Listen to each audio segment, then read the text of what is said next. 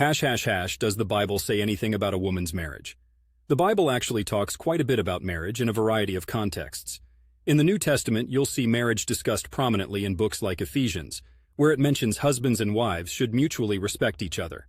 It has one of those famous lines, "Wives, submit to your own husbands as to the Lord," and in the subsequent verses, "Husbands, love your wives, as Christ loved the church." That's Ephesians 5:22, 25 for those scoring at home. Now, there's no denying that some of these passages have been hotly debated over how they apply in modern times. The old-school, traditional gender roles dictated by culture and society, at the time the Bible was written, are much different than what many of us perceive as fair or appropriate today. Then, the Proverbs 31 verses come into play.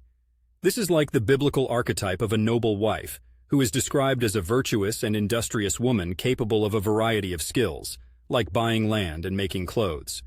It's a sketch of someone who is essentially a powerhouse in both the home and society, something that has resonated with a lot of modern women looking for a role model from the scriptures.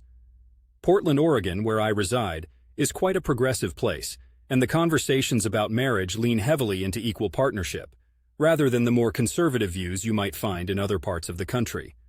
The Bible also tackles the idea of being unequally yoked in 2 Corinthians, which has been interpreted as a caution against marrying someone outside of your faith, though interpretations can vary widely.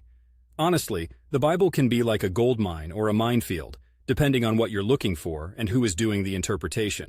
It's often used both to support and refute certain views on marriage. It's all in the eye of the beholder. What stands clear amidst all the verses, however, is an underlying theme of respect, love, and partnership, which, regardless of you being in Portland, Peoria, or Poughkeepsie, constitutes a solid foundation for any marriage.